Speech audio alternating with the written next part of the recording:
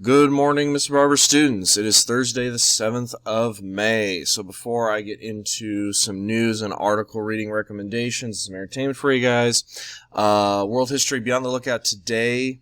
This morning, you guys will get posted the week, I believe it's 35 or 36. Hard to keep track these days until I actually go into my drive. But be on the lookout for this week's stuff posted today, this morning. Please remember, I'm shifting my post dates. So instead of doing them on Monday, Tuesday, I'm now going to be doing them on Thursday, Friday. Just makes my life a little bit easier, and since there are no due dates, it works out this way anyway. I'll obviously make an exception for the very final week of school at the end of May, finals week. There won't be any final posted. Instead, that'll be a last period of time to do all of this various extra credit I've been giving you guys. Econ kids, you may see something posted this afternoon, but more likely you will get it on Friday morning. Alright, so let's get into it. For the coronavirus news, I would say the big headline that I think is the important one is let's do some fact-checking. So, this fact-checking becomes important, especially for those of you econ kids, seniors who will be able to vote, that you are aware of things that are going on. So in the latest round of the current president attempting to avoid blame or responsibility for the pandemic's effects on the country, he went on the news last night and in an interview falsely claimed that Obama had left him, quote, nothing in the National Medical Response stockpile. This is just a completely false, lie of a response. There was stuff. Now, budget cuts had reduced the amount in it, but keep in mind those budget cuts were not something enacted by the White House. They were something enacted by the Senate, which at the time was GOP controlled, meaning controlled by Republicans, the party of Trump, and the opposition party to Obama. So now Obama should get some blame because he did not highlight it, and he certainly could have made more of a public push to get public voter support behind restocking it. But the fact is there was a stockpile.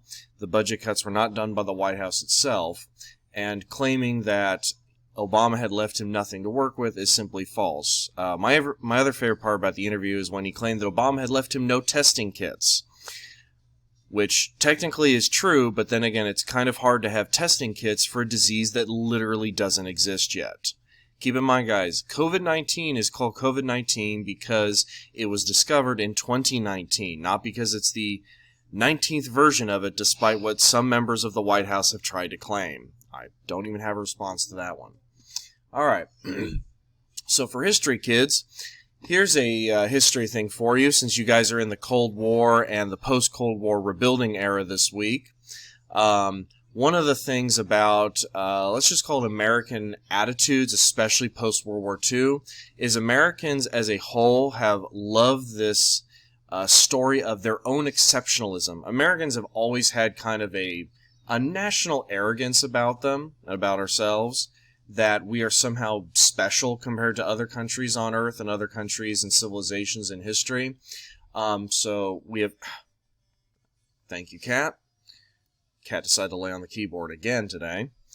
So we're hardly the only ones in history that have had this issue, but we are the most noticeable modern one of the last several decades.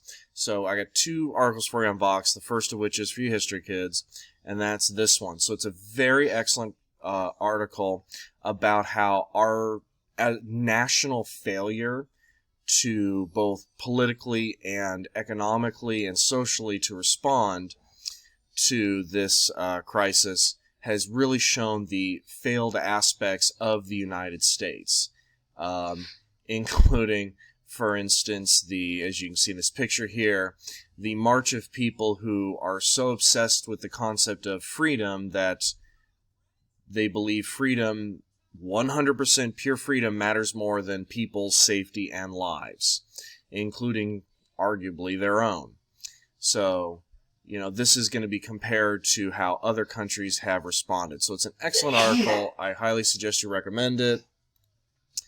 For you econ kids, another Vox one, demand for meatless meat is skyrocketing. So this goes right into, I know it was several months ago, or several years ago, it's hard to tell these days, when we talked about supply demand, but we also talked about substitution goods. So meatless meat is a perfect example of a substitution good.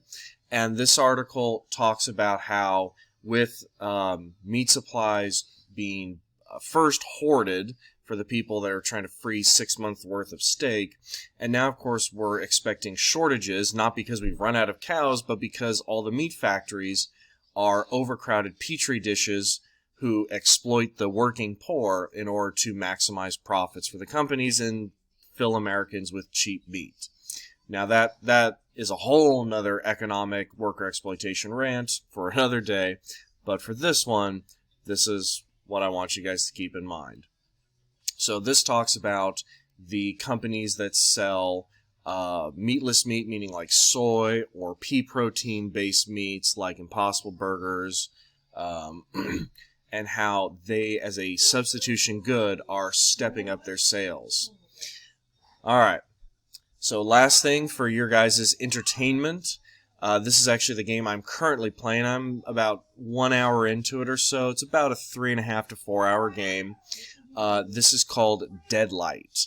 So it is a near post-apocalypse zombie game. It is a side-scrolling platformer. So it's got kind of this nice mix of three-dimensional graphics. It's similar to a couple other games I've played, in that it's got these like highly detailed but graphics while having an old school design style. So it's everything's three-dimensional, but you only move left, right, up, and down. And you can fight a little bit, but this is mostly a platform and escape game. So it's, it's not too difficult. Like I said, it's about a 4-hour game. I would probably wait for this one to go on sale, but it's the one I'm currently working on. It won a number of awards. It's a British-produced game, I believe. And there you go. I will see you guys tomorrow.